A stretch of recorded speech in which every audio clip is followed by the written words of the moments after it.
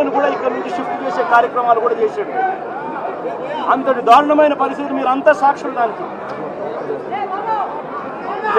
పేషెంట్లు చాలా మంది మేము పోము, మా పరిస్థితి ఇంకా బాగలేదు, మమ్మల్ని ఎక్కడికి పంపిస్తా ఉన్నారు, మేము ఎందుకు పోవాలి అని చెప్పి భీష్మించుకొని హాస్పిటల్లో ఉండిపోయినారు.